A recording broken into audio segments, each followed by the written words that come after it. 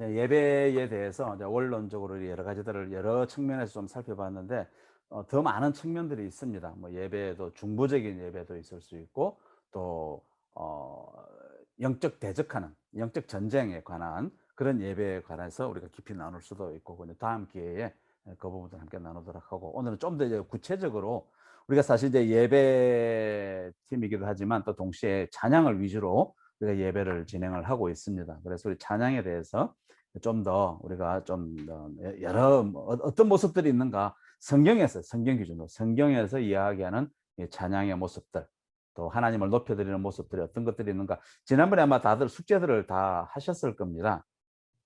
숙제들을 다 하셨는데 그 안에 중요한 몇 가지들만 좀 살펴보기를 원합니다. 예, 찬양하는 방법들이 뭐가 있는가? 예, 첫째는 음성입니다. 음성. 이 음성이라고 하는 것은 우리 대화, 말로 하는 거예요. 말로 예, 정말 예, 우리 하나님이 어떤 분이시다. 그런 이야기들을 우리가 말로 하는 거예요. 우리가 어떤 우리 교회에서는 실질적으로 이렇게 음성으로 찬양하는 부분들은 많이 시도하지는 않았습니다. 시도하지는 않았고, 우리 이제 훈련학교 같은 데 가면 예배 시간에 곡조 있는 찬양을 하지만 곡조 없는 찬양을 하는 경우들도 간혹 있습니다. 예, 대화식이라고도 하죠. 쉬운 예를 들면 간증이 바로 그런 이야기가 될 수 있습니다. 어떤 하나의 이야기들만 할게요. 한 자매의 간증인데 옛날에 들은 간증입니다. 그러니까 대학에 등록을 해야 되는데 2학기 등록금이 없어가지고 이제 이 자매가 그래도 신실한 자매니까 하나님께 기도를 했습니다. 근데 기도하는데 갑자기 느닷없이 그 학교 총장님 얼굴이 떠오르더라는 겁니다. 근데 기도 마치고 총장님께 자기 사정을 아뢰는 이 편지를 썼습니다. 근데 편지를 썼는데 2달이 지나도 아무 소식이 없어요. 그래서 주님 무슨 뜻입니까? 등록을 할 수가 없는데 그러면 휴학하겠습니다. 이제 휴학 준비를 하고 있는데 추가 등록 얼마 안 하루인가 이틀 남겨놓고 갑자기 학교에서 전화가 왔다는 겁니다. 보니까 총장님이 특별 장학금을 주셨다고 그래서 빨리 등록하라고. 그 자매가 하나님 신실하십니다. 막 그러면서 이렇게 간증을 했다고 합니다. 예. 믿거나 말거나가 아니고 실제 있었던 실화예요. 이 자매가 이렇게 간증하는 것, 이게 바로 하나님을 찬양하는 거죠. 이렇게 우리는 하나님을 곡조 없이도 얼마든지 우리의 말로 대화나 어떤 간증을 통해서도 우리가 하나님을 찬양할 수 있습니다. 사실은 성경 전체가 그렇게 보면 음성으로 하나님을 찬양한다라고 말할 수도 있죠. 그러니까 이 사실 찬양할 때 이제 제가 예전에 화요 모임 인도할 때 보면 저는 이제 그때 저는 7시부터 시작했습니다. 7시인가 7시 반인가 하도 오래돼서 시작하면 한 1, 2분 정도 이제 성도들에게 나누라고 합니다. 2사람씩 그날 있었던 일들 중에 하나님께서 하셨던 일들, 또 하나님을 묵상할 수 있었던 일들, 예, 또 내가 아파했던 일들도 괜찮아요. 어쨌거나 하나님을 묵상할 수 있었던 부분들이 있으면 한 1분씩 나누라고 합니다. 1분씩 나누고 그것 가지고 이제 거기서부터 찬양을 시작하는 거죠. 거기서부터 예배를 열어가는 겁니다. 거기서 어떤 하나님을 발견했는지 잠깐 우리가 공개적으로 나누기도 하고 또 그걸 가지고 같이 기도하면서 그렇게 예배를 열어간 적도 꽤 있습니다. 이렇게 음성으로 얼마든지 우리는 찬양할 수 있습니다. 그다음에 두 번째 우리가 뭐 보통 많이 하는데 노래로 음악적인 부분을 이야기합니다. 여기 노래는 음악적인 부분이에요. 음악적인 노래로 이야기할 수 있습니다. 시편 100편 2절 우리 같이 읽습니다. 시작. 기쁨으로 여호와를 섬기며 노래하면서 그의 앞에 나아갈지어다 했습니다. 이는 구체적으로 singing, 노래하다, 곡조 붙은 그 음악을 이야기합니다. 근데 이제 노래로 하는 것, 그래서 노래도 우리가 믿음으로 해야 되죠. 믿음으로 해야 됩니다. 물론 기분 좋아서 노래하기도 하지만 우리가 하는 노래 역시 믿음으로 해야 됩니다. 근데 이제 노래를 보면 세상 노래도 마찬가지예요. 노래도 보면 우리 마음의 상태를 알 수 있어요. 우리가 어떤 노래를 부르느냐 하면 그 사람의 마음의 상태를 알 수 있죠. 노래할 때 특징 한 가지가 바로 이 상태를 알 수 있습니다. 노래하는 어떤 개인이나 아니면 노래하는 교회, 노래하는 단체, 노래하는 나라와 민족, 노래하는 그 사람의, 그 나라의, 그 공동체의 상황이 어떤지를 우리가 알 수 있습니다. 반달이라는 노래 아시죠? 제가 캄보디아 처음 갔을 때 휴식 시간에 캄보디아 사람들에게 노래를 가르쳐준 노래가 이 반달인데, 3박자 곡입니다. 다 아시죠? 푸른 하늘 은하수 하얀 쪽배에, 이런 식으로 우리가 천천히 부르는 노래, 반달이라는 노래가 있습니다. 무슨 의미인지 혹시 아십니까? 반달이라는 노래? 하늘에 떠 있는 반달인데, 이 조선 한반도를 상징하죠. 한반도를 연상케 합니다. 중간에 보면 가사가 삿대도 없이 돛대도 없이, 이건 바로 나라의 잃어버린 주권이 없음을 이렇게 노래하고 있죠. 일제 치하 속에서 이 한반도의 운명은 어떻게 될 것인가? 서쪽 하늘, 서쪽 나라, 바로 해방된 나라를 상징합니다. 그 소망을 지금 노래하고 있죠. 그러니까 이 노래는 나라를 잃어버린 그 서름을 노래하면서 아마도 울면서 가슴을 치면서 그렇게 애통하는 마음으로 부르지 않았을까요? 그런데 이 노래의 배경을 전혀 몰랐던 우리들은 어릴 때 어떻게 불렀습니까? 제 손동작 하는 거 보이세요 혹시? 푸른 하늘 은하수 짝짝짝 이렇게 불렀잖아요. 그러니까 배경을 몰랐기 때문에, 그러니까 이 노래 하나가 바로 그 공동체, 그 개인의 마음 상태를 잘 말해 주는 겁니다. 유행가가 사실 그렇죠. 예전에 탑10 중에 울고 싶어라라는 곡 있죠. 울고 싶어라, 울고 싶어라 내 마음. 지금은 우리가 이 시대 상황과는 잘 맞지 않지만 당시에는 이 노래가 아주 히트를 쳤습니다. 그 나라, 우리나라 상황이 그랬기 때문에. 80년 당시 울 수밖에 없는 나라, 상황이 그랬고 또 체류산 때문에 울 수밖에 없었던 그때가 있었습니다. 마찬가지예요. 이 찬송도 마찬가지입니다. 찬송을 부르는 어떤 개인이나 교회, 공동체의 영적인 상태를, 어떤 찬송을 부르는가를 보면 어느 정도 짐작할 수 있습니다.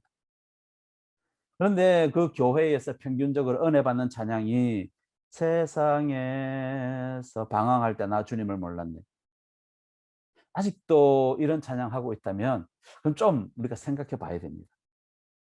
어린 아기는 물론 젖을 먹죠. 젖을 먹다가 좀 시간이 지나면 그다음에 이유식을 먹습니다. 근데 자라면 밥을 먹어야 되죠.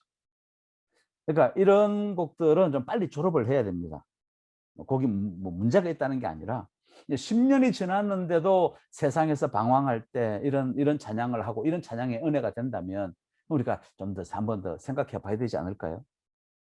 좀 극단적인 예를 들긴 했지만, 또 청년들이 이렇게 찬양을 쭉 하는데 찬송가 268장 어떤 찬송입니까? 죄에서 자유를 얻게 함은, 그 찬양이죠. 참 좋은 찬양이고 아주 귀한 찬양입니다.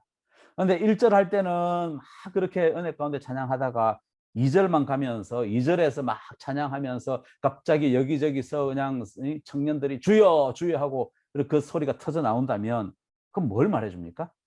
2절 가사가 어떻죠? 육체의 정욕을 이길 힘은.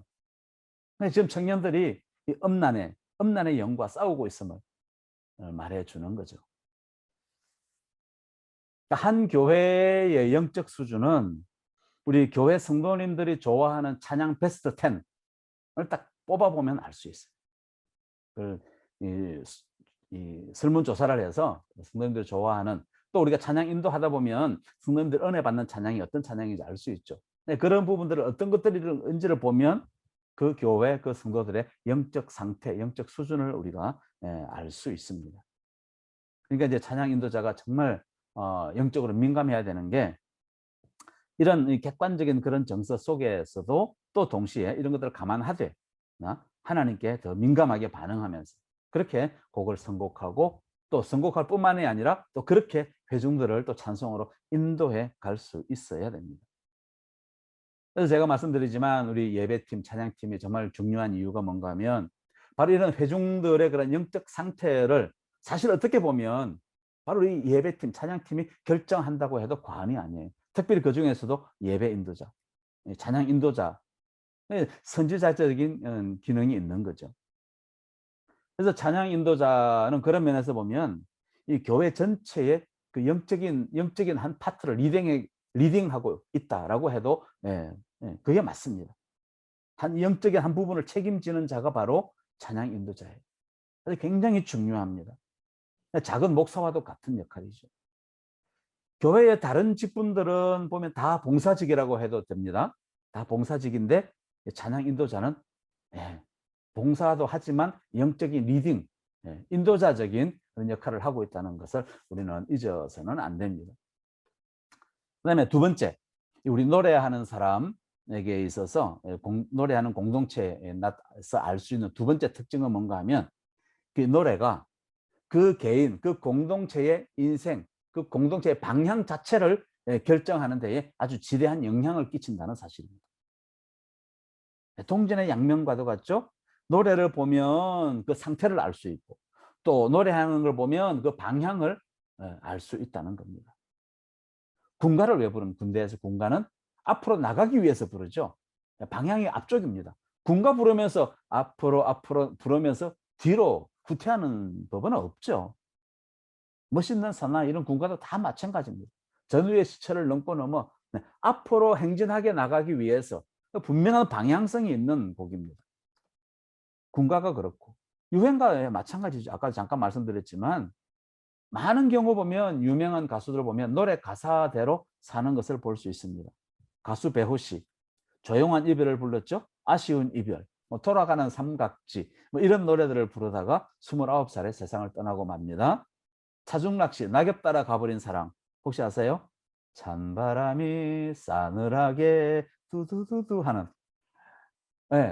이 노래 부르다가 68년 가을 11월 달에 28살의 나이로 낙엽 따라 가버리죠. 산장의 여인을 불렀던 권혜경 씨.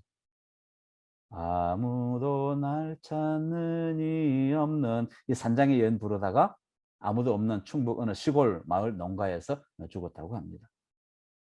잠언 18장 20절에 있습니다. 잠언 18장 20절 우리 같이 한번 읽습니다. 시작. 그 입술에서 나는 것으로 말미암아 만족하게 되느니라. 죽고 사는 것이 혀의 힘에 달렸나니 혀를 쓰기 좋아하는 자는 그 열매를 먹으리라 했습니다. 혀를 쓰기 좋아하는 자는 그 열매를 먹으리라. 특히 우리 믿는 사람들의 이 입술에 권세가 있습니다. 보이지 않는 것 같지만 아무것도 아닌 것 같지만 정말 우리가 예수 그리스도를 믿고 하나님의 주권을 믿으면 그 사람의 입술에는 권세가 있습니다. 정말 조심해야 돼요. 정말 우리가 세상 사람들보다 훨씬 더 우리 입술을 잘 지켜야 됩니다. 무슨 뜻입니까? 노래 가사. 우리가 하는 이 고백, 그 가사가 그만큼 중요하다는 거죠. 세상 노래도 그렇게 영향을 미치는데 하나님 찬양은 마찬가지죠. 더합니다. 특히 이렇게 찬송에 아주 그래서 찬송에 그런 능력이 있습니다. 특히 말씀이 인용된 찬양, 성경 말씀으로 된 찬양곡들 많잖아요. 거기에는 그 말씀 자체의 힘이 있습니다. 그 다음에 아까 말씀드린 노래의 힘이 있죠. 세상 노래에도 힘이 있듯이 그 노래에도 힘이 있습니다. 그 다음에 성령께서 운행하시죠. 말씀 자체의 능력과 노래의 힘과 성령의 운행. 그러니까 이거 놀라운 찬양에 그런 능력이 있는 거죠. 그러니까 우리가 찬양을 통해서 우리가 영적 전쟁을 할 때 엄청난 도움을 받게 되는 거죠. 아니 찬양 자체가 영적 능력이 있습니다. 찬양할 때 가능하면 말씀이 직접 인용된 찬양들을 많이 할 수 있으면 좋겠습니다. 그 대표적인 곡들이 부흥이나 비전이라는 곡들, 또 요즘 나오는 곡들도 있지만 또 예전에 나오는 곡들 중에서 말씀을 그 가사로 인용한 곡들, 이런 곡들이 정말 좋은 곡들입니다. 말씀을 직접 묵상하는 그런 효과가 있기 때문에. 부흥이나 조금 전에 우리가 불렀던 부흥도 부흥이 바로 느헤미야서 말씀을 배경으로 한 곡 아닙니까? 그다음에 지난 어제 수요일 날 우리 수요 예배 때 불렀던 찬송이 무엇입니까? 비전. 비전은 바로 그 요한계시록 7장 9절과 10절 말씀을 그대로 가사로 만든 게 바로 비전이라는 곡입니다. 그러니까 이런 곡들을 하면 우리가 영적으로 긴장하지 않을 수가 없어요. 영적으로 긴장하게 되고 또 영적으로 우리가 영적 에너지를 자꾸 끌어올리게 되고 그러면서 성령의 역사를 경험하게 됩니다. 그러니까 이런 곡들이 귀한 곡들이죠. 벌써 나온 지 20년, 30년 됐지만 지금도 많이 불려지고 있는 곡들인 거죠. 영적인 능력들을 경험하니까 자꾸 이런 곡들을 찾게 되는 겁니다. 이 곡들이 나왔을 때 그 당시 한국 상태가 어땠는가 하면 우리나라가 IMF 가운데 있었어요. IMF 가운데 있었는데 그 당시 사실 세계에서는 한국은 가망성 없다고 그랬습니다. 우리나라 방송에는 안 나왔지만 나중에 그 이야기를 들어보면 한국 가망성 없다고 그랬습니다. 그런데 그 당시 한국 교회가 어땠느냐면 그 당시 한국 교회에 한창 찬양의 부음이 일어나고 있을 때, 찬양의 능력들이 막 이 교회 저 교회마다 나타나고 있을 때, 그때 많이 불려졌던 노래가 바로 부흥하고 이 비전이라는 곡입니다. 엄청나게 불렸어요. 그러니까 진짜 한국 교회가 실제 그 부흥과 그리고 비전을 향해서 가더라는 겁니다. 우연의 일치가 아닌 거죠, 이건. 우리 교회에서도 계속해서 내는 주의 영광을 보내 하고 부흥을 부르는 이유가 바로 여기에 있습니다. 단순히 곡이 좋아서가 아니고 그 찬송을 계속하면 그 가사가 우리 심령 가운데 와서 박히죠. 우리 심령 가운데 와서 박히면 성령께서 역사하게 되고, 그러면 그 교회가 그렇게, 교회를 이루는 지체들의 삶이 그렇게 변화되고 교회가 그렇게 변화되는 것들을 경험해 왔기 때문에, 그걸 믿기 때문에 그 곡들을 계속 예배 가운데 부르게 하는 겁니다. 부흥 가사를 보십시오. 여기 이 멜로디도 그렇지만 이 가사 정말 하나하나가 하나님의 역사를 기대하는 그런 가사들이죠. 근데 부흥에 한 가지 단점이 있습니다. 우리 조금 전에 불러봤지만 단점이 뭐죠? 음이 높아요. 음이 높습니다. 오늘도 G키로 했는데 원래 음은 A키예요. 그래서 특히 후렴 부분, 부흥의 불길 타오르게 하소서, 막 여기에 감격이 돼가지고 한 10번만 반복해서 불러보십시오. 바로 목이 쉽니다. 찬양 인도자는 이런 것도 감안해서 찬양 선곡할 때 성령께서 감동을 주세요. 감동을 주실 때에 오늘 이 곡을 좀 많이 이 곡을 선곡하는데 마음에 감동이 오면 그때는 한 키 낮춰서 이 G키로 할 수 있도록 그런 지혜도 또 필요하죠. 어쨌거나 찬양은 바로 노랫말, 노래 가사, 그 가사하고 하나님의 역사가 좀 밀접하게 관계되어 있기 때문에 그래서 가사대로 찬양하는 게 그래서 중요한 거죠. 그래서 선곡할 때도 그 가사를 중요하게 여겨야 돼요. 또 그렇기 때문에 이 찬양은 믿음으로 선포해야 되는 겁니다. 말씀을 선포하는 거죠. 그러니까 선곡은 뭐 지금은 우리 찬양 인도자가 주로 위주로 선곡하지만 우리들이 뭐 어떤 위치에 있든지 간혹 선곡할 때가 있습니다. 그러니까 선곡할 때 보면 사람들이 아는 곡을 그냥 짜집기 하는 게 아니죠. 정말 이 찬양 시간을 통해서, 이 예배 시간을 통해서 하나님께서 어떤 부분들을 원하시는가, 하나님의 뜻과 또 하나님께서 원하시는 이 예배의 방향들, 또 하나님의 그 목표가 무엇인가, 그런 부분들을 계속 묵상하면서 그렇게 준비를 해야 되는 거죠. 왜냐하면 그 찬양에 따라서 그 공동체의 방향 자체가 결정되기 때문에, 그 공동체가 나아가는 방향에 지대한 영향을 미치기 때문인 거죠. 그러니까 가사대로 그 공동체 가운데 역사하실 것이기 때문에 그래서 우리가 선곡이 중요하고 가사가 중요한 것입니다. 또 세 번째 특징이 있습니다. 세 번째 특징 뭡니까? 신령한 노래, 신령한 노래. 찬양은 신령한 노래입니다. 찬송에는 성령의 능력이 나타나는 거예요. 에베소서 5장 19절에 보시면 신령한 노래라고 말하고 있습니다. 또 사도 바울이 계속 고린도전서 14장 15절에 보시면 내가 영어로 찬송하고 또 마음으로 찬송하리라 라고 이야기하고 있습니다. 여기 나오는 영이 바로 푸뉴마예요. 푸뉴마. 잘 아시죠? 성령, 바람, 기운, 구름과 같죠. 형태는 없습니다. 영어로 찬양하는 것을 이야기하고 있습니다. 정해놓은 틀이 없다는 거예요. 얼마든지 변화할 수 있다는 겁니다. 구름이 뭐 제 모습으로 있습니까? 매일 변화하죠. 마찬가지로. 찬양의 형태가 계속 바뀔 수 있다는 겁니다. 예를 들어서 한 가지 예를 들면 즉흥적인 찬양이 있을 수 있어요. 사실 우리가 아는 찬양들도 작곡자들이 즉흥적으로 만들었다. 그거죠. 작곡자들이 즉흥적으로 받은 곡들 아닙니까? 예. 작곡자들에게 영감을 줘서 그 찬양이 만들어진 거죠. 그러니까 우리도 얼마든지 작곡자가 될 수 있는 겁니다. 예, 뭐 더 이야기하고 싶지만 적극적인 찬양이 있을 수 있고, 그다음에 방언 찬양. 방언도 마찬가지입니다. 방언도 성령의 은사 중에 하나인데, 예, 근데 주의해야 될 것이 있습니다. 방언 찬양은 예, 방언과 똑같습니다. 방언과 주의해야 될 점이 똑같은데, 방언은 굉장히 유익합니다. 개인에게는 유익하지만, 그러나 찬양을 인도한다든지 할 때, 마이크를 써서 회중 찬양을 인도한다고 할 때는, 기도할 때도 마찬가지고 방언은 자제해야 됩니다. 회중이 막 모여서 찬양할 때 인도자도 마이크를 멀리한 상태에서는 방언을 할 수 있습니다. 회중과 똑같이. 그러나 마이크를 쓴다면 좀 자제해야 돼요. 찬양도 마찬가지입니다. 여러 사람이 막 어울려서 많은 물소리처럼 그렇게 찬양할 때는 얼마든지 방언으로 찬양할 수 있습니다. 그러나 마이크를 쓸 때는 자제해야 된다는 거죠. 네, 그런 주의가 필요합니다. 한 예를 들어서 이런 찬양이 있죠. 주의 영광 온 땅에 가득해. 아멘. 아멘. 아멘. 이렇게 세 번으로 끝나는 게 원래 곡의 악보에는 세 번으로 끝납니다. 그런데 이 계속할 수 있어요. 아멘. 아멘. 아멘. 아멘. 아멘. 아멘. 아멘. 아멘. 아멘. 뭐 이런 식으로 계속 할 수도 있어요. 이제 음악이 좀 유용하게 쓰이기도 하는데, 자기만의 멜로디로 또 자기만의 템포로 이런 찬양을 얼마든지 할 수 있습니다. 이상한 게 아니죠. 사실은 제가 음악 전공한 건 아니지만 음악 안에 보면 이 즉흥성이 내포되어 있습니다.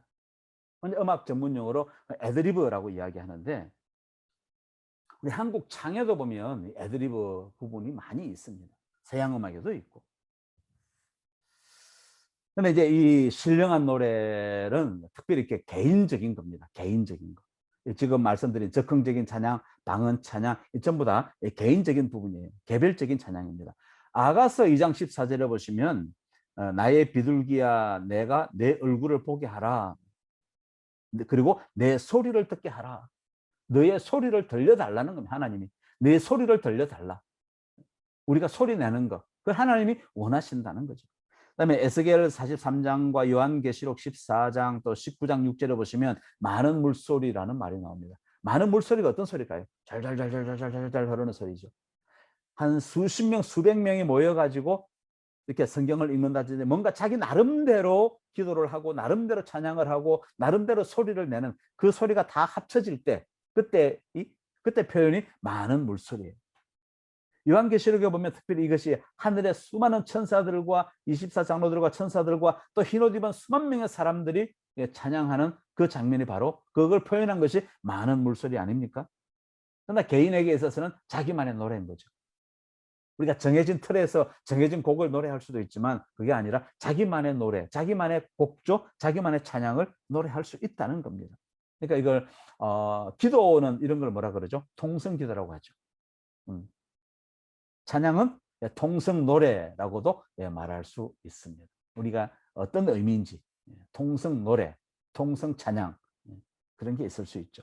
또 하나님께서는 새 노래를 원하십니다. 음악적인 면에서 새 노래도 포함해서 우리의 영이 성령으로 새로워진 상태에서 부르는 노래, 새 노래에 관심이 많습니다. 제가 늘 새 노래로 자주 부르는 찬양이 예수 우리 왕이. 부를 때마다 은혜가 돼요. 부를 때마다 저에게 새로운 어떤 영감을 주고는 합니다. 이런 게 새 노래죠. 또 악기로도 얼마든지 찬양할 수 있습니다. 뒤에 좀 더 나옵니다. 그다음에 또 한 가지 찬양의 모습, 아마 여러분 다들 조사한 데 보니까 다 포함이 되어 있었는데 큰 소리로 찬양할 수 있습니다. 성경적인 것만 말씀드립니다. 자, 시편 32편 11절 우리 같이 읽습니다. 시작. 너희 의인들아 여호와를 기뻐하며 즐거워할지어다. 마음이 정직한 너희들아 다 즐거이 외칠지어다. 외칠지어다. 외치다라는 것은 작은 소리로 외칠 수 있습니까? 외치는 것은 shout, 영어로 shout하다, 큰 소리로 외치는 거죠. 예, 하나님은 우리가 소리를 내되 외치는 소리에 관심이 많으십니다. 믿음으로 외치는 거죠. 할렐루야 아니죠. 할렐루야 외치는 겁니다. 할렐루야 뜻이 무엇이었습니까? 기억하세요? 찬양하다 자랑하다라는 말은 누구 다 알고 있는 거고, 그거 말고 미친 것처럼 바보처럼 소리 지르다, 그런 뜻이 있습니다. 할렐루야라는 의미예요. 시편에 가장 많이 나오는 찬양에 관한 단어가 바로 이 할랄이라는 단어입니다. 할랄. 미친 듯이 바보처럼 소리 지르다. 그러니까 다윗의 찬양의 모습을 우리가 알 수 있을 것 같아요. 조용하게 한 것이 아니라, 고요한 것이 아니라 막 정신없이 이렇게 시끄럽게 그렇게 소리 내면서 찬양했었음을 우리는 단어의 어원에서 우리가 짐작할 수 있습니다. 그래서 단어를 조사하는 게 그래서 중요하죠. 그러니까 그냥 소리가 아니라 주님께 향하는 그런 외치는 소리. 영어로 하면 joyful noise라고 해요. 영어 성경에 보면 joyful noise 66편 1절 시작. 온 땅이여 하나님께 즐거운 소리를 낼지어다. 이 즐거운 소리가 바로 joyful sing이 아니고 joyful noise라고 되어 있어요. 즐거운 소음을 낼지어다. 이 모든 것이 다 찬양의 범주에 들어가고 있습니다. 성경에서 말씀하고 있습니다. 자, 그렇기 때문에 이 세상에서 찬양하지 못할 사람은 아무도 없습니다. 어떤 목사님들 이렇게 대화하다 보면 나는 찬양을 잘 못해요 하는데, 그건 찬양에 대한 이해가 온전치 못해서 그런 겁니다. 찬양할 줄 모르는 사람은 아무도 없습니다.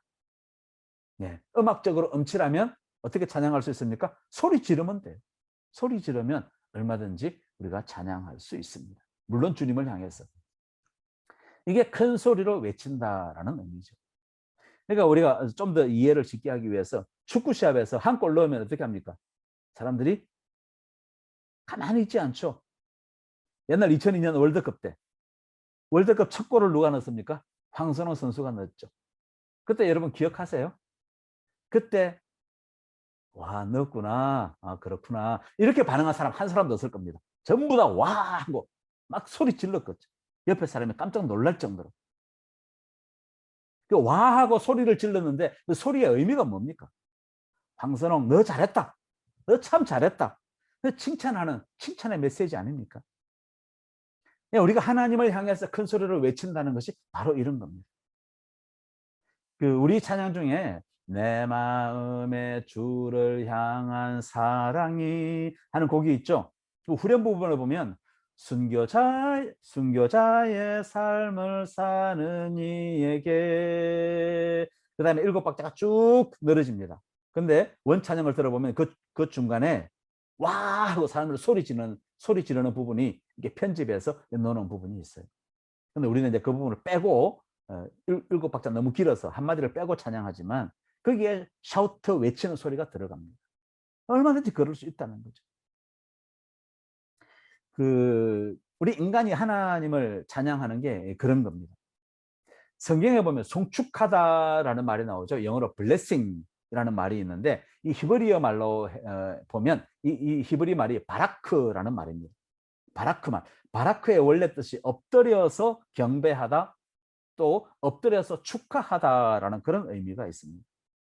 그러니까 하나님을 축하하고 칭찬하고 하나님을 자랑하고 하나님을 향해서 소리 지르고 하는 그것이 바로 우리 인간의 특권이라는 사실을 우리가 알 수 있습니다. 인간의 특권이에요. 사람이라면 마땅히 해야 되는 겁니다. 그래서 우리 주님께서도 뭐라고 하셨습니까? 만일 찬양하지 않으면 돌들이 소리 지를 것이다 그랬잖아요. 이사야 43장 21절 여러분 기억하십니까? 이 백성은 내가 나를 위하여 지었나니 그 다음에 나를 찬송하게 하려 함이라. 이게 찬송은 바로 찬양이에요. 자랑이에요. 하나님을 송축하게 하기 위해서, 그러기 위해서, 그것을 위해서 나를 지었다, 우리를 지었다라고 말씀하고 있습니다. 자, 그 다음 또 있습니다. 손뼉 치며 찬양하는 거. 손으로 하는 행위 첫 번째입니다.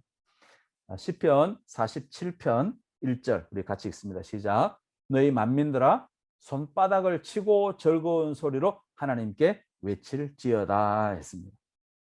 역시 믿음으로 손뼉을 치는 거예요. 기분 좋아도 손뼉 치죠. 정말 기분 좋아도 손뼉을 칩니다.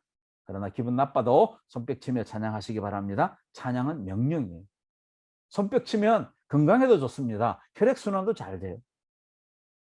중요한 것은, 주의해야 될 것은 하나님을 중심에 두고 손뼉을 쳐야 됩니다. 요즘은 기도원 잘 이렇게 많이 가는 분위기는 아니지만 옛날에 이렇게 기도원에 가보면 막 손뼉 칩니다. 그런 식으로 분위기에 압도되다든지 자기 도취해서 치는 손뼉은 그건 곤란합니다. 하나님을 마음에 품고 치는 박수라야 됩니다.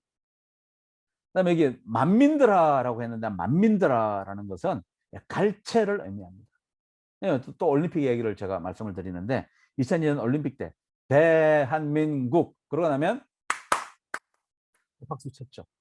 비슷한 거예요. 박수로 우리 기쁨을 표현하는 겁니다. 그 올림픽 8강 때 스페인전하고 했죠. 그때 지금도 기억해요. 네, 교회 이제 지하 예배실에서 청년부실 원래 토요일 날은 하루 종일 아마 점심 먹고부터 오후에 한 타임 또 저녁 먹고 또 그때는 또 청년부 리더 기도회 그래가지고 청장년부 리더들 모임이 한 5, 60명 그 모임이 있었습니다. 그때는 모든 청년부 모임을 다 폐하고 성경 공부도 한 주 폐하고 이제 그 축구 중계를 그때 교회에서 했던 적이 있어요. 마지막 승부차기까지 갔죠. 승부차기 마지막 키커가 홍명보였습니다. 그 바로 앞에 골키퍼가 이훈재 골키퍼가 스페인 골을 막아냈어요. 이제 홍명보가 이제 승부차기에 골만 넣으면 이제 승부가 끝납니다. 4강까지 가는 거예요. 자, 홍명보가 마지막 한 골 넣었습니다. 사람들이 소리 질렀죠. 모든 게임 다 끝났습니다. 끝났는데 그 TV에서는 계속 뭘 보여주는가? 계속 그 골 장면을 계속 보여주는 겁니다. 그러면서 히딩크가 자리에서 막 두 손 들고 일어나는 걸 보여주고 태극 전사들이 막 여기저기 뛰고 달리는 것 모습들을 계속 보여주었습니다.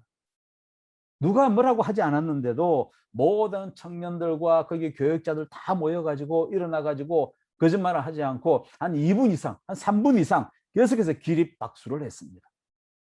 저도 열심히 했죠. 하이파이브도 하고 하이배치기도 하고 난리 났었습니다. 그때. 최소한 우리 사람이 한 일을 위해서도 그렇게 갈채를 보내는데 그 이상의 갈채가 우리 하나님께 드려야 하지 않겠습니까? 살아계신 하나님께 대충 해서는 안 되는 겁니다. 우리가 찬양 예배 같은 경우 보면 이제 예배 때 많은 경우에 보면 예배를 마치면서 이제 하나님께 영광의 박수를 올려드리고는 했습니다. 저희도 우리 코로나 이전에 오후 예배 때 찬양 끝나면 이제 저도 이제 그런 멘트를 많이 이용했었는데 하나님께 영광의 박수를 올려드리십시다. 박수를 치죠. 제가 좀 많이 쳤죠. 네, 우리 교회에서 한 것보다 좀 많이 쳤습니다. 몇 번 쳤을 것 같습니까? 한 30번 넘지 않았습니다. 이렇게 대충 하면 하나님 서운해하시죠. 올림픽 때는 수백 번도 쳤는데 하나님을 향해서는 이렇게 그냥 2, 30번 많이 친다고 쳤는데 자, 오늘날 우리 교회, 우리 예배, 우리 성도의 문제가 뭔가 하면 대충병이 있던 대충병. 분명히 성경에는 전심으로라고 이야기했는데 기도도 대충, 헌금도 대충, 헌신도 대충. 점점 더 그런 분위기가 점점 더 심해져 가는 것 같아요. 왜 그럴까요? 우리가 이것을 알아야 됩니다. 왜 그럴까요?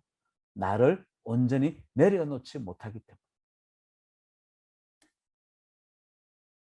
내 안에 내 삶의 보좌에서 내가 내려오고 하나님이 앉으셔야 되는데 내가 내 삶의 보좌에서 내려오지 못하기 때문에 아직도 나를 꽉 붙들고 있기 때문에 그러니까 내가 있기 때문에 온전히 나를 내려놓지 못하는 거죠. 하나님께서 기뻐하시는 것은 우리가 전심을 다할 때. 그래서 간혹 말씀드리지만 오늘 예배가 마지막 예배인 것처럼 오늘 찬양이 마지막 찬양인 것처럼 그렇게 할 때 우리 주님께서 정말 기뻐하시는 거예요. 그러니까 사랑할 때 연인을 향해서도 마찬가지 아닙니까? 그게 전심으로 하는 거. 그럴 때 정말 하늘의 기쁨과 또 하늘의 즐거움을 우리에게 누리게 해 주십니다.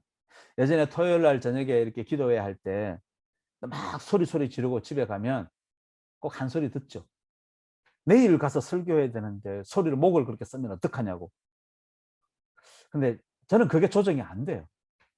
다른 교육자들은 그걸 잘하는 것 같은데 저는 이게 성격이 좀 그래서 그랬는지 하여튼 아예 처음부터 이렇게 뭐 찬양을 한다든지 기도를 한다든지 하면 절제가 잘 안 돼. 안 돼요. 부족해서 그런지 몰라도. 근데 지금 와서 생각하니까 그게 맞는 것 같아요. 내일 어떻게 될지라도 지금 이 순간에 나의 전부를 다하는 것. 그거를 저는 하나님이 기뻐하신다고 생각합니다. 앞으로도 그렇게 할 거고요. 또 한 가지 모습이 있습니다. 손에 대해서. 두 번째, 손을 드는 겁니다. 손을 드는 것. 시편 134편 2절 같이 읽습니다. 성도를 향하여, 성소를 향하여 너희 손을 들고 여호와를 송축하라. 다자가 추가됐네요. 너희 여호와를 송축하라. 손을 들고서. 옛날에는 언제 손을 듭니까? 전부여 의지 없어서 손 들고 옵니다. 이 찬양만 손 들고 하는 건 줄 알았어요. 자, 손 든다는 게 무슨 의미입니까? 첫 번째 있죠. 하나님에 대한 서약과 언약이에요. 결단하는 겁니다. 우리가 선서할 때, 임직자 선서할 때나 선서할 때 손을 들고 선서하지 않습니까? 나의 결단을 드리는 거죠. 하나님과 약속을 맺는 겁니다. 찬양할 때 바로 그렇게 나를 드린다는 그 의미에서, 서약하는 의미에서 손을 드는 겁니다. 어떤 교회는요, 사도신경 할 때마다 손을 들고 하는 교회가 있다고 이야기를 들었습니다. 얼마나 좋은 교회인지 몰라요. 그때마다 나의 믿음을 결단하는 거죠. 우리는 무슨 그렇게 하다 보니까 처음에는 결단하느라고 사도신경을 외웠는데 그게 조금 지나다 보니까 메더니즘에 빠져서 일종의 주문처럼 그거를 피하기 위해서 손을 들게 하는 겁니다. 행위를 몸을 움직이는 모션을 하게 하는 거죠. 그러면서 리마인드 시키는 겁니다. 두 번째, 환영과 축복의 의미가 있습니다. 하나님을 환영합니다라는 의미가 있고 하나님 나를 환영하여 주옵소서, 나를 축복해 주옵소서라는 의미가 있습니다. 이것은 뭔가 하면 어린아이가 퇴근해온 아빠를 맞이할 때 두 손 들고 달려가는 거죠.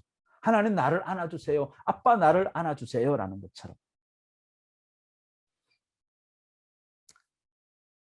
예전에 어떤 장로님이 주일 저녁 이 찬양을 인도하는데 주의 친절한 팔에 안기세 찬양을 부르면서 이렇게 봤는데 장로님이 다 팔짱을 끼고 의자를 뒤로 딱 이렇게 제끼고 있는 거예요. 아우 너무 마음이 아팠습니다. 팔짱을 끼면 팔을 가지고 팔짱을 끼면 다리는 어떻게 하게 되죠? 다리는 꼬게 되어 있습니다. 그러면 허리는 뒤로 제쳐지게 되어 있어요. 사람의 자연적인 반응이 그렇습니다. 그러면 그게 뭘 이야기하는 거죠? 예. 그게 하나님께 안기겠다는 자세일까요? 아니면 하나님과 맞짱 뜨겠다는 자세일까요? 우리 하나님의 품을 향해서 달려가야 합니다. 손을 드는 거죠. 굉장히 유익이 있습니다. 우리 여러분 찬양 인도하실 때 앞에 서 계시기 때문에 감동이 오면 성도님들 눈치 보지 마시고 손을 들고 찬양하십시오. 손을 들고 저 혼자 들기가 저 혼자 가끔 들잖아요. 저도 드는데 여러분들도 함께 성령의 감동 따라서 얼마든지 손을 들 수 있습니다. 하나님 품에 대해서 성경에 예수님에 대해서 말할 때 아버지의 품 속에 독생하신 예수님이라고 이야기하고 있지 않습니까? 이제 여러분 자녀를 낳아서 키우느라고 늘 자녀를 안아주었다면 이제는 우리가 하나님 품에 안기는 것도 필요한 거죠. 누군가의 품에 안겨서 위로받는 것 얼마나 좋습니까? 그 은혜가 그만큼 우리에게 더 진하게 임하게 되는 거죠. 그래서 두 손을 드는 겁니다. 굉장한 유익이 있습니다. 또 한 가지 항복의 의미가 있습니다. 아까 말씀드렸지만 나를 온전히 내려놓는 겁니다. 나를 내려놓고 주님만 바라보는 거죠. 재정의 문제, 또 자녀의 문제, 직장의 문제에 대해서 하나님께 항복하십시오. 사역할 때도 교회에서 섬길 때도 봉사할 때도 하나님께 항복하는 그 태도가 필요합니다. 내가 항복할 때 그때 나의 능력이 아니라 하나님의 능력이 나타나게 되는 거죠. 그다음 다섯 번째, 우리 하나님의 자녀입니다. 아까도 입술에 대해서 말씀드렸는데 선포하는 기능이 있습니다. 찬양 가사대로 이루어질지어다 라고 하면서 손바닥을 회중을 향해서 이때는 손바닥을 회중을 향해서 펴는 겁니다. 그러면서 선포하는 거죠. 주의 영광 이곳에 가득해. 제가 이 찬양할 때마다 손을 들잖아요. 그때마다 저에게는 한 번도 예외 없이 감동이 없었던 적이 없습니다. 지금 뭐 8년, 9년째 이 찬양 거의 예배 때 마칠 때 계속 하는데 정말 하나님의 영광이 가득 찬 그런 교회가 되게 해 주시옵소서. 그렇게 될지어다. 그런 마음으로 찬양을 하고 있습니다. 지금도. 이게 손을 든다는 의미입니다. 그 다음에 또 악기로 찬양할 수 있습니다. 시편 150편에 많이 나오죠. 나팔, 브라스, 관악기입니다. 비파, 비파는 하프의 비파는 일종의 기타 같은 겁니다. 수금은 하프 같은 거고, 소고는 뭐 탬버린 비유할까요? 그 다음에 또 그 외 악기들도 있을 수 있습니다. 그 다음에 또 뭐가 나오죠? 춤추며, 춤추는 것도 악기 중에 이렇게 포함을 하고 있습니다. 그 다음에 현악으로 또 비올라, 바이올린, 첼로, 더블 베이스 뭐 등등. 퉁소, 퉁소도 이제 필이나 또 그런 악기가 되죠. 큰 소리 나는 재금, 징이나 심벌, 또 높은 소리 나는 재금, 이게 심벌일까요? 네, 심벌도 저음, 고음이 있습니다. 그 다음에 또 한 가지, 호흡이 있는 자. 우리 사람 몸, 사람의 호흡도 악기라고, 소리, 사람 내는 이 음악 소리도 악기라고 이야기하고 있습니다. 무슨 뜻이죠? 할 수 있는 거는 총동원하라는 겁니다. 어떤 때 한때 우리 특히 이제 우리나라 전통 악기에 대해서 굉장히 속되다라고 했던 적이 있습니다. 드럼도 그랬던 적이, 사탄의 악기라고 했던 적이 있고, 기타도 한때 우리 옛날 교회 어르신들이 그랬던 적이 있습니다. 여러분 어떻게 생각하세요? 악기가 죄가 있습니까? 악기는 죄가 없습니다. 누구의 손에 들려서 연주되는가가 중요한 거죠. 우리나라도 전통 악기를 귀신 악기라고 그러고 기생 악기라고 그렇게 막 터부시했던 적이 있습니다. 아니요, 지금은 예배 때 사용하죠. 특히 제주도 손혜성 목사님 그런 그룹들을 통해서 예배 때 얼마나 은혜가 있는지 모릅니다. 특히 국악은 영적 전쟁할 때 많이 사용합니다. 제가 한 서너 달에 한 번씩 국악을 가끔씩 하죠. 그러나 중요한 것은 믿음으로 사용하는 겁니다. 그 다음에 또 한 가지, 몸으로 찬양하는 겁니다. 시편 95편 6절 시작. 오라 우리가 굽혀 경배하며 우리를 지신 여호와 앞에 무릎을 꿇자 했습니다. 굽혀 경배하고 무릎을 꿇자. 무릎을 꿇고 또 완전히 엎드리는 것도 이게 포함됩니다. 의미는 뭐죠? 왜 그렇게 몸을 굽히고 무릎을 꿇고 엎드리는 그 의미가 뭘까요? 겸손입니다. 겸손이죠. 첫째는 겸손입니다. 지금 솔로몬의 고백 아니에요. 솔로몬의 고백인데도 솔로몬이 왕이면서도 여호와 앞에 무릎을 꿇자. 그 앞에 백성들도 있었어요. 그럼에도 불구하고 무릎을 꿇고 두 손을 높이 들고 기도하고 예배하는 모습을 우리가 볼 수 있습니다. 그런데 문제가 있죠. 교회에서 나 혼자 무릎을 꿇으면 들리는 이야기가 있죠. 내 안에서도 들리는 이야기가 뭔가 하면 너 혼자 티내지 마라. 그러면서 대중과 호흡을 맞춰가는 그거를 미덕으로 여기고 있습니다. 그런 면도 있지만 그러나 우리는 성경대로 찬양해야 됩니다. 그래서 우리가 막 유별나게 이 예배 때도 앞자리에 가서 맨날 앞자리에 가서 앉으면 티난다고 하고 뒷자리에 가서 앉으면 찍힌다고 하고 중간에 앉으라고 그렇게 많이들 생각을 하고 또 그렇게 하는데 이것도 아까 말씀드렸듯이 이거 냉정하게 보면 이거 적당주의입니다. 여기는 대적해야 되죠. 제일 앞자리에 앉을 수 있죠. 사모함이 있으면 맨 앞자리에 앉아가지고 누구 사람들 보란 듯이 손들고 찬양할 수 있고 또 일어서서도 찬양할 수 있습니다. 중요한 것은 전심으로 하는 거죠. 정해진 것은 없습니다. 성령 인도하시는 대로. 그러나 전심으로 하는 거죠. 성경에 천국은 누구의 것이다라고 이야기합니까? 침노하는 자의 것이다라고 이야기하고 있지 않습니까? 성경이 그만큼 이야기하고 있으니까. 우리 아는 만큼 행하면 되는 겁니다. 침노하는 자의 것이에요. 침노하다라는 말은 다른 말로 하면 열정이에요. 열정. 아까 제가 티를 낸다 그랬죠. 티를 내는 게 바로 열정의 표현입니다. 그러니까 티를 내고 자기 혼자 손을 든다. 그만큼 열정이 있다는 얘기죠. 우리는 그런 시선으로 볼 수 있기를 바랍니다. 아이, 저 사람 티내네? 아니죠. 예, 적어도 우리 팀원들은 저분 열정이 있구나. 그렇게 봐주시기 바랍니다. 열정이 뭡니까? 아무도 못 말리는 거예요, 그거는. 대신에 그 열정이 주를 향한 열정이 되시기를 원합니다. 예전에 로렌 커닝햄, 아주 유명한 은혜를 많이 끼치시는 커닝햄, 우리나라에 많이 오셨는데 이분이 그때 오셔서 한 일주일간 집회를 했던 적이 있습니다. 어느 날 집회 때 이제 마지막에 비전 찬양을 하고 있는데, 이제 마지막 찬양을 하고 나면 이제 목사님 나오시는데, 그러면 이제 통역자가 옆에 같이 서야 됩니다. 그 이제 비전 찬양을 하길래 그 이제 행사 담당하는 그 목사님이 이제 통역하러 온 자매를 찾았답니다. 근데 자매가 보이질 않는 겁니다. 그 자매가 찬양을 보면 항상 열심히 그냥 앞장서서 춤추기도 하고, 막 손을 들고 찬양하기도 하고, 또 울면서 찬양하기도 하고, 이렇게 찬양하는데, 예배하는데 정말 열정적인 그런 자매였는데, 이제 통역을 준비해야 되는데 찾아도 보이지가 않는 겁니다. 그래가지고 몇 사람 동원해가지고 찾아보니까 제일 뒤에서, 그 무대 제일 뒤에서 쫙 엎드려 있더라는 겁니다. 네, 목사님이 그 자매의 모습을 보고 다 큰 자매가 바닥에 엎드려 있으니까 순간 눈을 빨리 돌렸습니다. 계속 쳐다볼 수가 없어서 민망해서. 거기 보니까는 수많은 회중들이 있고, 로렌 커닝햄도 바로 그 앞에 서서 지금 서 있고, 또 다른 목사님들도 막 계시고 한데, 뭐 티내는 겁니까? 아니죠. 그 자매의 열정인 거죠. 로렌 커닝햄 목사님 보라고? 아닌 거죠. 그게 아닌 겁니다. 열정인 거죠. 정말 그리스도인이기에 그렇게 열정적으로 예배 드릴 수 있는 겁니다. 예전에 교회들 보면 앞에 이제 강대상이 있고, 나무로 된 큰 강대상이 있고, 뒤에 이제 우리 장로님들 앉는, 예배위원들이 앉는 큰 나무 의자가 막 양쪽에 2개씩, 이런 예배당이 보통이었습니다. 그러면 이제 목사님과 또 예배 순서를 맡은 분, 또 성경 봉독을 맡은 분 한 2-3사람 나와가지고 어떻게 합니까? 예배 한 5분 전에 나와가지고 의자 앞에 딱 무릎을 꿇죠.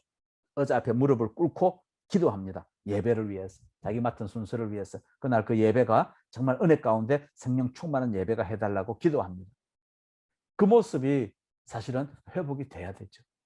우리가 뭐 그렇게 해야 된다는 게 아니라, 그렇게 그런 모습이 이 예배 가운데 얼마든지 있을 수 있다는 거죠. 그 열정, 성도들이 바라보건 말건 정말 그 마음의 중심을, 그 열정을 우리 모두가 다 가질 수 있기를 바랍니다.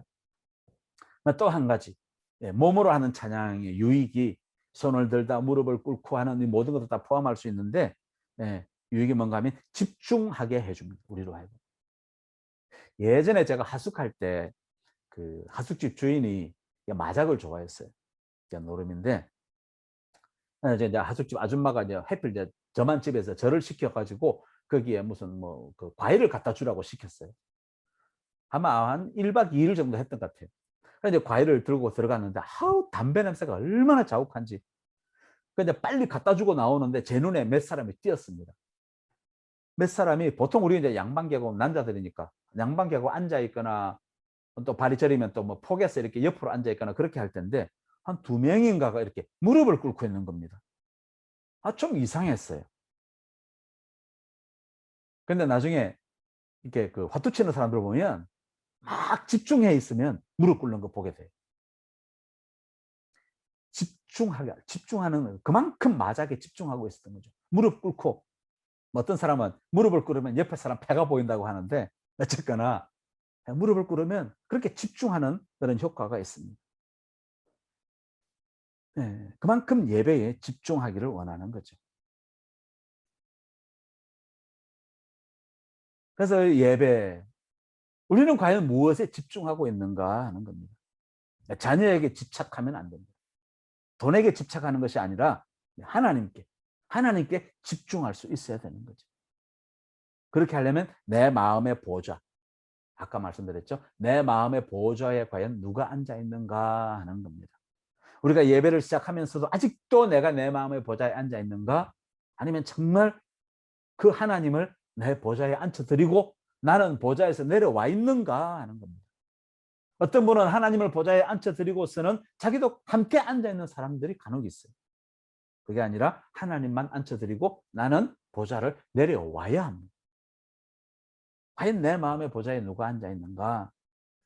그래서 하나님이 아닌 것은 다 내려놓아야 됩니다. 내 인생 계획도 마찬가지예요. 정말 우리가 하나님의 인도하심을 믿는다면 내가 세운 인생 계획 다 포기하십시오. 오히려 그게 낫습니다. 교회에 대한 부분들도 예전에 우리 장로님들 늘 우리 목사님에게 한 얘기가 뭔가 하면 왜 교회에서 계획을 안 세우냐고. 교회에서 단기 계획, 중기 계획, 장기 계획 세워야 될 거 아니냐고. 그런데 목사님은 초지일관 계획을 일에 이 핑계 저 핑계 대면서 계획을 세우지 않으시더라고요. 그런데 나중에 하시는 말씀이 사람이 자기도 사람이기 때문에 사람이 계획을 세우면 그 계획에 매이게 된다고. 특히 교회는 성령의 인도함을 받아야 되는데 그 계획을 세워버리면 그러면 우리 성도들은 믿음이 다양한데 그 계획을 세워놓고 계획대로 안 가면 성도들이 믿음 든다는 거예요. 그러니까 아예 계획이 없는 게 낫다고. 그게 차라리 성령의 인도하심 따라 성령이 이끄시는 교회가 되려면 인간적인 계획들은 다 무시할 수 있어야 된다. 그런 차원에서 이 계획을 의도적으로 세우지 않는다라고 이야기하셨습니다. 장로님들은 많이 반대를 했지만 그 목사님 그렇게 하셨어요. 목회 비전이 없어라는 그런 얘기가 아니고 교회의 어떤 사역에 대해서. 과연 우리가 나의 이 예배 방향이, 내 삶의 방향이 과연 하나님의 인도하심을 따라가고 있는가? 또 그 인도하심 속에서 우리가 예배를 드리고 있는가? 그러니까 예배하고 찬양할 때 정말 내 마음에, 이 마음의 중심에, 내 마음의 보좌에 누가 앉아 있는가?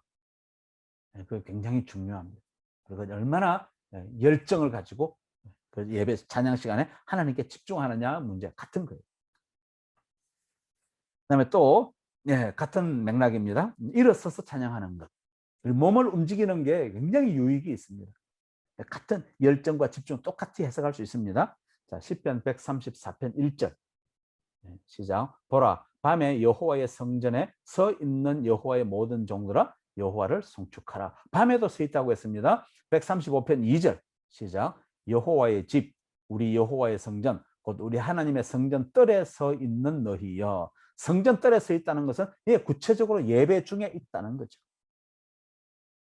일어서서 예배하는 것이 굉장히 유익합니다. 지난 시간에도 말씀드렸죠. 청년들만 일어서는 게 아니라고요. 찬양 시작하면, 예배 시작하면 사실은 일어서는 게 맞습니다. 그런데 우리가 일어서는데 성령에 의해서 일어서야지. 주보에 보면 일어서는 표시가 있죠. 동그라미 2개, 우리 교회는. 그 표시에 의해서, 주보에 의해서 일어서면 무슨 현상이 일어나는지 혹시 아세요? 주보에 의해서 일어나면 우리 어떤 때 보면 우리 장의자가 앞뒤로 간격이 조금 좁을 때가 있습니다. 그러면 나는 어떻게 하죠? 종아리로 살짝 밉니다. 뒷사람은 어떻게 합니까? 허벅지로 살짝 밀죠. 서로 밀고 당기고 합니다. 잘못하면 시험 들어요. 그래서 주보에 의해서 일어나면 안 되고 믿음으로 일어서야 되는 겁니다. 일어선다는 의미는 뭡니까? 적어놨죠? 존경과 경외감을 표현하는 겁니다. 쉽게 얘기해서 재판장이 들어오면, 재판에서 재판장이 들어오면 자리에서 일어나죠. 졸업식 때 총장님이 들어오면 자리에서 일어납니다. 대통령이 입장해도 자리에서 일어납니다. 근데 하나님이 입장하시는데 그냥 비교가 되잖아요. 자, 누구만 일어서면 되느냐 하면 교회 예배에서는 제일 앞에 선 사람만 일어나면 됩니다. 왜 그럴까요? 그 다음 줄에 있는 뒷사람은 자막 가사가 안 보이니까 가사 보기 위해서 일어나야 돼요. 어쩔 수 없이. 우스개 이야기지만 서서 찬양하는 것이 아주 큰 유익이 있습니다. 서서 한번 찬양해 보시고, 여러분 앞에 서서 다 서서 하지만 회중석에 있을 때 서서 찬양해 보면 알 수 있어요. 만약에 사람들이 봐서 티난다라고 생각이 들면 한쪽 곁에, 한쪽 사이드에 가셔서 서서 찬양하십시오. 또 손드는 게 뭐 하면 제일 뒤쪽에 가서 손들고 찬양하십시오. 괜찮습니다. 제가 그렇게 많이 해왔어요. 굉장한 유익이 있습니다. 그다음에 이제 점점 갈수록 부담이 되죠. 마지막에 나누고 싶은 게 춤추며 찬양하는 거예요. 성경은 춤추라고 말씀하고 있습니다. 시편 149편 3절 같이 읽습니다. 춤추며 그의 이름을 찬양하며 소고와 수금으로 그를 찬양할지어다. 150편 4절 소고치며 춤추어 찬양하며 현악과 퉁소로 찬양할지어다. 또 시편 30편 11절 주께서 나의 슬픔이 변하여 내게 춤이 되게 하시며, 두 개는 직접적으로 춤을 추라고 했고 마지막 한 편은 간접적으로 춤을 이야기하고 있습니다. 그러나 춤을 이야기하고 말씀하고 있습니다.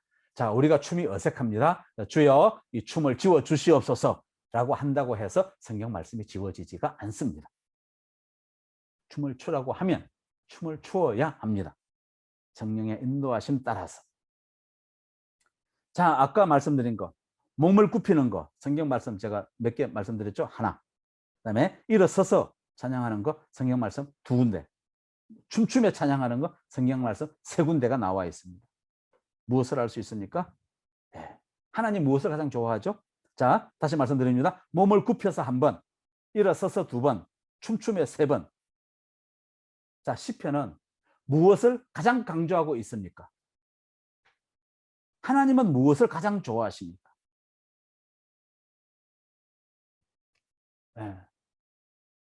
그러면 3번째 질문합니다. 여러분은 무엇을 가장 잘하십니까?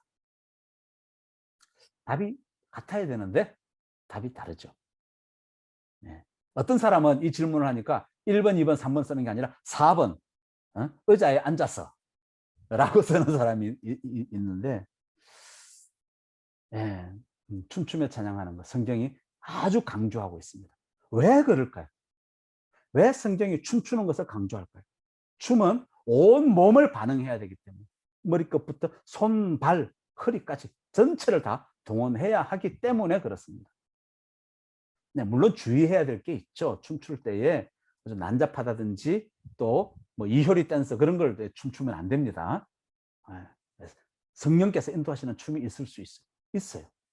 저도 많이 봤고 또 많이 해봤고 분명히 있습니다. 우리 교회도 나중에 때가 되면 이런 부분들이 있을 수 있다는 것을 미리 말씀을 드립니다. 제가 예전에 이제 교회에서 찬양팀에 있을 때, 그때 이제 거의 젊은 학생들이 위주였고, 집사가 이제 저 혼자 있고 전도사님 있고 이렇게 찬양팀이 갖춰져 있었는데, 그때 찬무팀이 따로 있었습니다. 자매들 4명인가 5명이 된 찬무팀이 따로 있었는데, 그때 저녁 예배 때 무슨 찬양을 했는가 하면 다 와서 찬양해 찬양을 주신 주 하나 나의 주, 이런 아주 기뻐하면서 이런 찬양이 있습니다. 근데 저는 이제 보컬로 이렇게 같이 참여하고 있었는데, 근데 이 찬양을 하면서 자매들이 이렇게 막 빙글빙글 돌아가면서 이렇게 앞에서 이제 무대에서 춤을 추면서, 또 싱어들은 막 박수 치면서, 회중들도 박수 치면서 그렇게 찬양하는데, 제가 정말 이상한 걸 경험했어요. 정말 기쁜 찬양인데 그렇게 눈물이 나는 거예요. 눈물이 나고, 눈물의 원인이 뭔가 보니까 그 앞에 참모하는 그 자매들의 모습이 정말 그렇게 아름다울 수가 없었어요. 지금도 생각나요. 보라색 원피스였던 것 같아. 그 옷을 입고 이렇게 막 춤을 추는데 얼마나 아름다운지. 그렇게 기쁜 노래를 찬양하는데 저는 막 이렇게 눈에서 눈물이 나고 그랬던 적이 있습니다. 춤추며 우리가 얼마든지 찬양할 수 있습니다.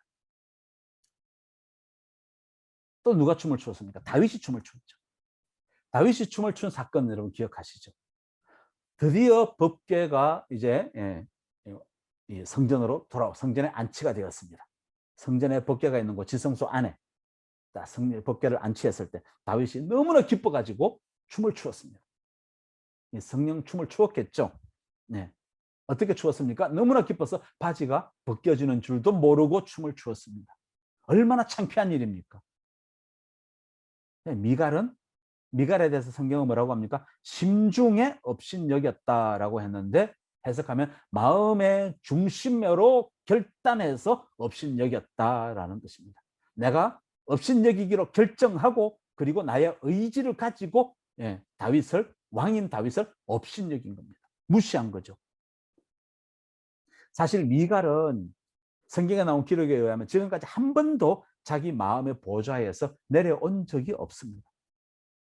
사울 왕의 딸이었죠. 다윗과 결혼을 합니다. 그런데 다윗의 10년 도피 생활 때 다윗을 따라가지 않습니다. 궁궐에 남아 있습니다. 남아서 호의호식합니다. 다윗이 돌아왔을 때 그때 다윗의 은혜로 다시 왕비로 추대되죠. 미갈은 한 번도 자기 보좌에서 내려온 적이 없습니다. 결정적인 순간에 주께 헌신하지 않는 거죠. 주님 앞에 하나님께 열정을 보이지 않습니다. 보좌를 내려오지 않았기 때문에. 그 하나님은 미갈을 책망합니다. 평생에 자식이 없으리라. 그 당시에 자식이 없다는 것은 그 가문이 끊어지는 것을 이야기합니다. 가문이 끊어지는 것을 그 어떤 저주보다도 가장 큰 저주로 여겼던 그 시대에 미갈은 자식이 없는 저주를 받게 된 거죠. 최고의 저주를 받은 겁니다. 아주 심각한 징계 중의 징계입니다. 자, 보십시오.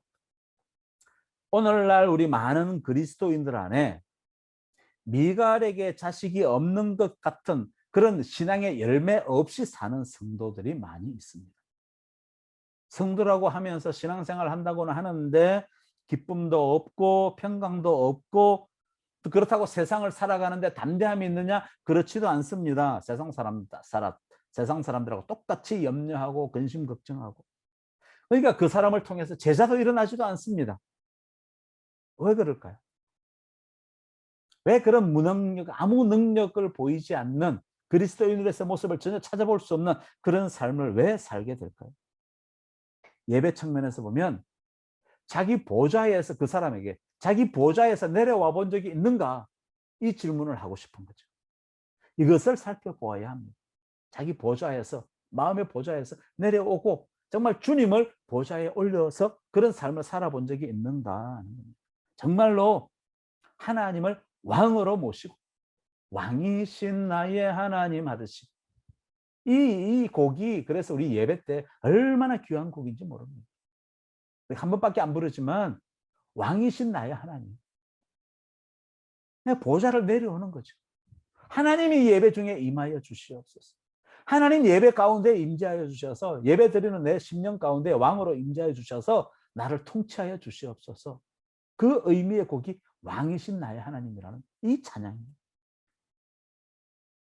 정말로 우리가 인생 살면서 하나님을 왕으로 모시고 인생의 주권자로 주님으로 이 주님이라는 말이 그냥 종교적인 그런 용어가 아니라 정말 내 삶에서 주인으로 인정하는가?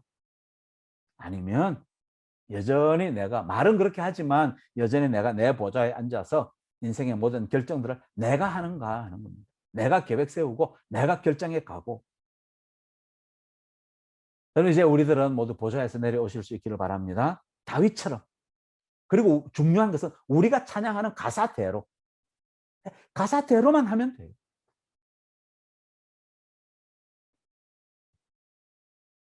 한 가지만 더 말씀드리고 마치기를 원합니다.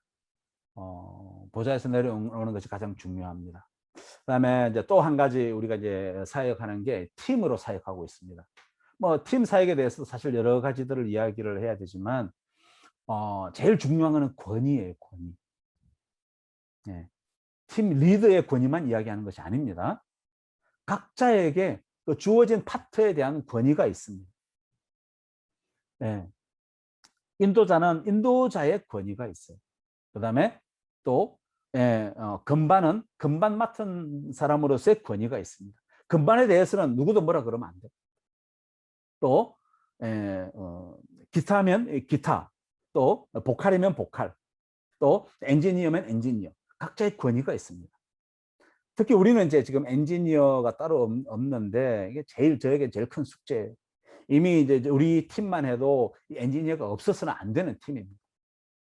이제 뭐 거의 자동화되어 있어서 이제 뭐 그때 순간적으로 제가 조금씩 이렇게 보긴 하지만 예전 같으면 이게 이제 그 뭐 보컬이 많고 아니면 기타가 많다 그러면 그 중에 한 사람을 빼서 엔지니어로 보내기도 했어요. 근데 지금 우리 엔지니어는 자막보다도 이 사운드 엔지니어가 굉장히 필요합니다.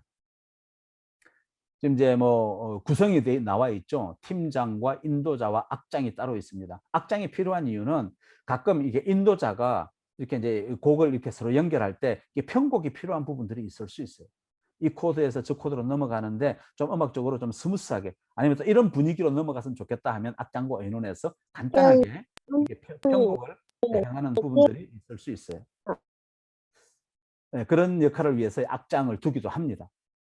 그다음에 보컬 파트가 있고 아까 말씀드린 참무 파트가 있을 수 있고 그다음에 엔지니어도 두 파트로 나누어서 지금 저희도 사실은 두 사람이 있어야 돼요. 한 사람은 자막을 전담해서 또 한 사람은 사운드를 맡아서 이게 그 우리 본당 전체에서 듣는 사운드를 하우스 볼륨이라고 하우스 전체 집에 대한 볼륨 하우스 볼륨이라고 그러고 그 다음에 이제 우리 각자 악기나 모니터에서 듣는 걸 이제 모니터 사운드라고 이야기를 해요.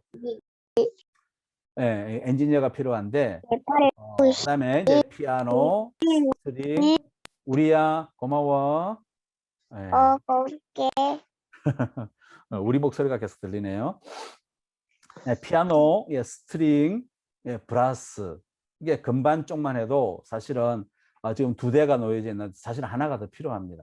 하나가 더 필요하고 예전에는 이제 브라스 대신에 클라리넷하고 그다음에 트럼펫 실제 아쿠스틱 트럼펫을 같이 하기도 하고 또 바이올린도 같이 했었고 바이올린을 이렇게 마이킹 해가지고 같이 한 적도 있고 그러면 이제 굳이 스트링이 없어도 되죠. 그 다음에 이제 기타, 어쿠스틱 기타, 일렉 기타, 베이스 기타. 어쿠스틱도 퍼스트, 세컨 나눌 수 있고. 또 타악기도 드럼과 퍼쿠션이 있으면 좋은데 우리 교회에도 이미 본고가 있어요. 그러니까 이제 퍼쿠션 할 수 있는 사람이 있으면 참 좋겠는데 이런 여러 가지 팀들이 있는데 각 그 악기별로 분야별로 다 권위를 우리가 인정을 해줘야 됩니다. 서로에 대해서 부족함이 보여도 그런 모든 이 소통의 창구는 그 리더를 통해서 될 수 있도록 해주면 좋겠고 특히 이제 엔지니어 관련해서 이 권위가 굉장히 중요한데 일단 모니터 볼륨에 대해서는 사실 시작하기 전에 맞춰야 됩니다. 그래서 모니터 볼륨에 대해서는 엔지니어에게 우리가 요구할 수 있어요. 내가 듣는 소리가 너무 크다 또 상대방의 소리가 너무 크다 이런 식으로 이 모니터 볼륨에 대해서는 우리가 요구할 수 있지만 그러나 하우스 볼륨 성도들이 듣는 볼륨에 대해서는 우리는 타치하면 안 됩니다. 엔지니어에게 완전히 맡겨버려요. 엔지니어에게 일임하는 겁니다. 성도 전체에게 하는 것. 마찬가지죠. 팀 리더는 모든 음악적인 부분들, 모든 영적인 부분들을 다 총괄해야 되지만 나머지 부분들은 서로에 대해서 서로 존중해주고 적어놨죠? 이해해주고 용납해주고 그러면 됩니다. 그렇게 돼야 우리 팀이 하나 돼서 갈 수 있어요.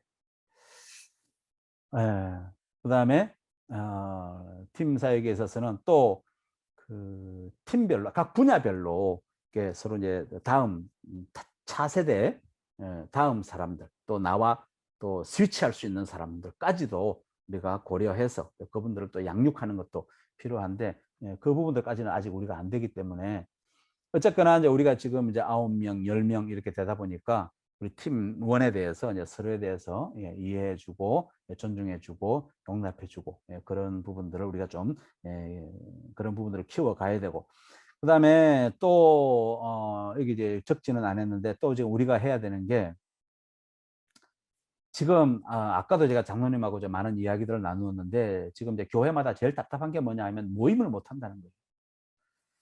모임을 할 수 있어야 그러니까 우리 찬양팀에도 여러 가지 필요한 부분들이 있을 수 있거든요.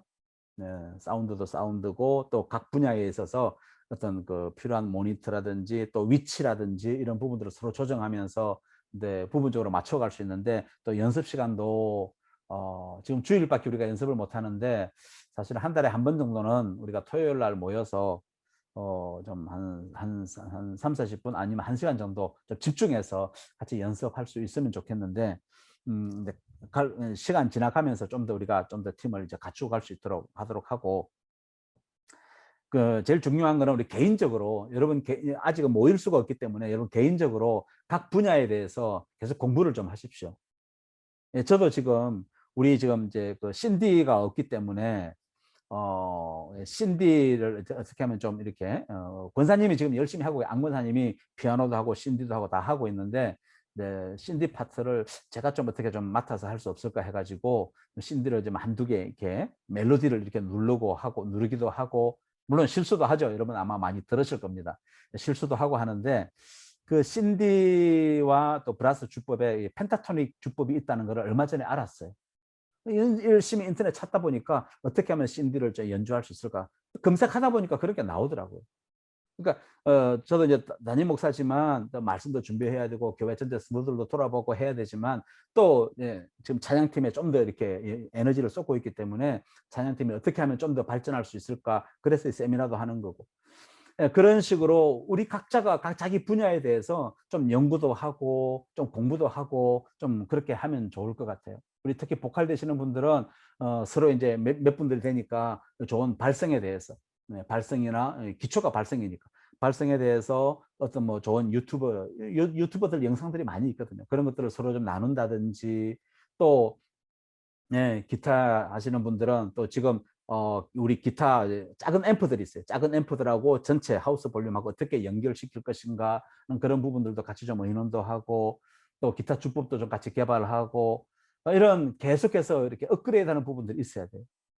그래서 뭐 펜타토닉 주법을 제가 뭐 공부를 하지만 제가 뭐 언제까지나 할 수 있는 건 아니고 기타도 이제 우리 이원희 집사님 오셔서 예전에 많이 하셨나 봐요. 열심히 잘하고 계시고 사람들도 세워야 되고 또 그 각 분야에 여러분들이 권위를 가지고 책임을 가지고 그 부분들을 계속 개발해 나가야 되는 겁니다. 우리 또 노전도사님도 이제 지금 열심히 좀 기타 연습도 지금 계속 하고 있고 이렇게 계속해서 성장하는 모습이 있어야 돼요. 그래서 계속 성장하고 변화되고 우리 지금 요즘 선곡들이 계속 변화되고 있잖아요.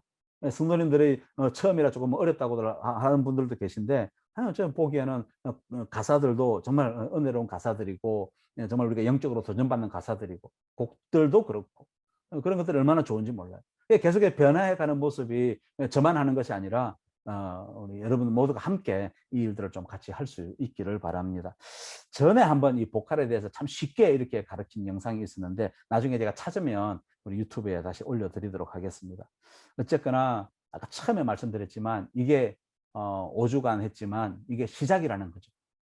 이게 시작이고 제가 정말 바라고 기대하는 것은 정말 우리가 부족한 가운데에도 아마추어긴 하지만 그래도 정말 우리가 하나가 되어서 정말 우리 이 음악이 주는 효과도 굉장히 큽니다. 우리 풀 세션으로 전체 세션들이 다 연습 충분히 해서 정말 한 곡을 하더라도 거기서 오는 그 전체 연주자들과 보컬들이 다 하나가 된 그런 가운데에서 찬양이 올려질 때는 다릅니다. 또 다른 차원의 그런 영적인 그런 시너지 효과들을 우리가 거둘 수 있어요. 그래서 더 많이 힘쓰고 애쓰고 공부하고 연습하고 그렇게 해야 돼요. 모르겠습니다. 지금 이제 방법을 찾고 있는데 나중에 한번 이 코로나가 조금 완화되고 풀어지면 어디 그 외부 팀을 한번 초청해서 우리가 같이 좀 찬양 예배를 한번 드려볼까 지금 생각 중에 있습니다. 어떻게 될지는 모르겠어요. 그는 우리가 이제 저도 그렇고 여러분들도 그렇고 한 번쯤 지금 우리가 뭐 외부 집회도 못 가잖아요. 뭐 어노인팅이라든지 외부 집회들이 있는데 그 다 지금 유튜브를 하고 있고 여러분 혹시 그 유튜브 목요일 날 같은 때 이렇게 어노인팅이라든지 또 화요 모임도 있습니다. 예수전도단 화요 모임도 있고 이렇게 찬양하는 팀들 예배에 찬양하시는 그런 그룹들을 찾아서 한번 보십시오.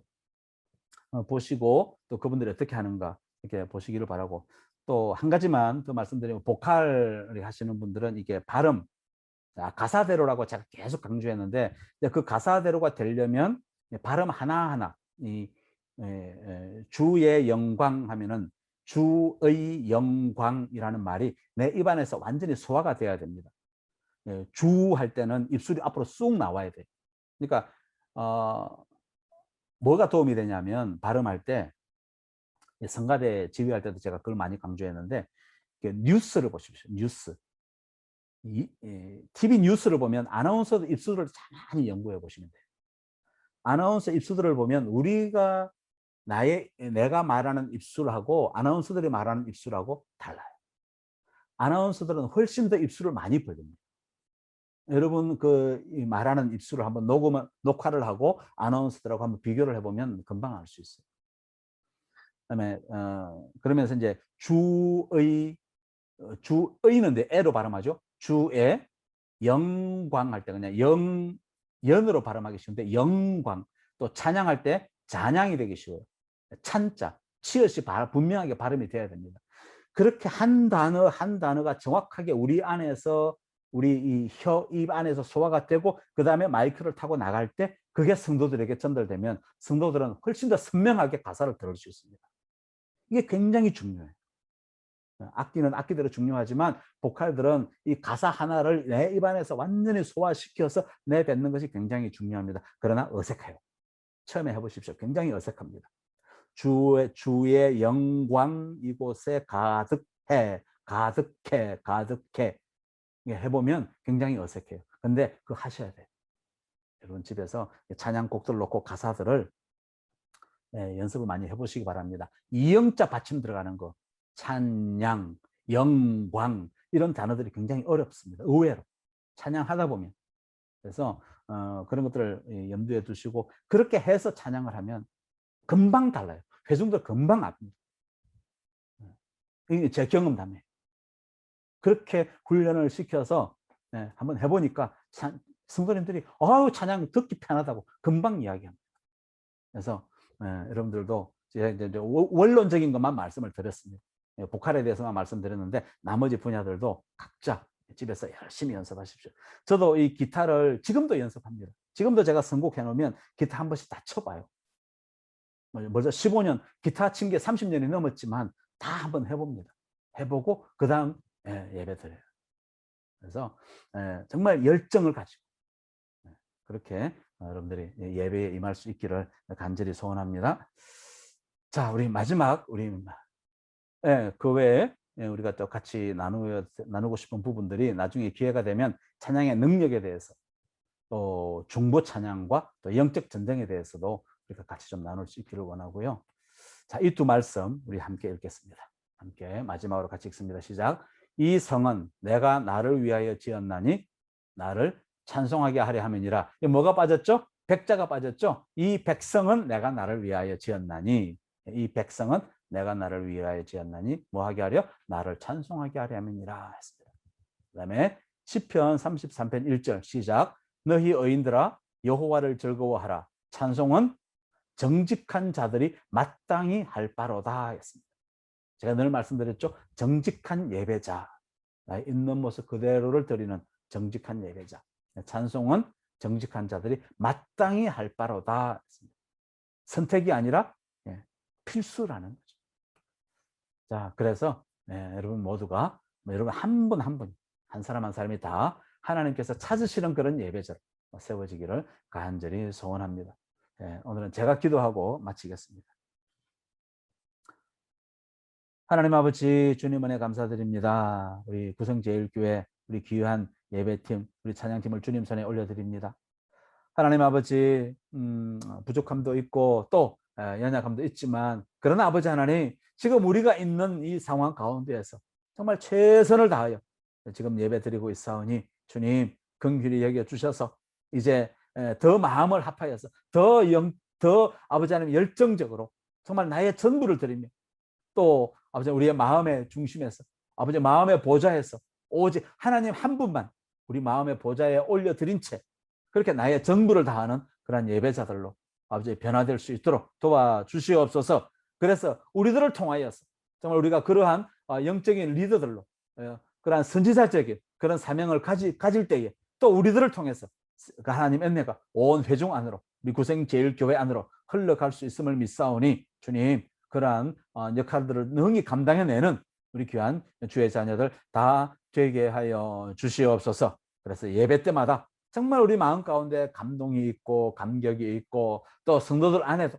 정말 그러한 놀라운 성령의 다이나믹한 그런 역동적인 그러한 성령의 운행하심을 경험하는 그러한 예배가 될 수 있도록 우리 주님 축복하여 주시옵소서. 아버지 하나님 5주간 함께해 주심에 감사드립니다. 우리 주님 우리 사랑하는 팀원들 또 매주 찬양할 때마다 계속해서 놀라운 성령의 역사를 경험할 수 있도록 도와주시고 주님께서 계속해서 힘과 지혜와 능력 더하여 주시옵소서. 또한 그 가정들을 축복합니다. 특별히 귀한 자녀들 주셨사오니 아버지 하나님 귀한 자녀들이 그 예배하는 그 부모님의 본을 받았어. 우리 자녀들 또한 정말 이 땅에 하나님을 예배하는 그런 흰옷 입은 하나님의 예배자들로 세워주시고 또 구별된 하나님의 백성들로 또 하나님의 귀한 하나님 나라의 군사로 세워져 가는 우리 귀한 주의 자녀들 되게 하여 주시고 또 학업 중에 있는 자녀들 지혜와 총명 더하여 주시고 또 영육 간에 강건할 수 있도록 붙들어 주시옵소서. 아버지 하나님 주님 은혜를 감사드리며 예수님 이름으로 축복하고 기도드리옵나이다.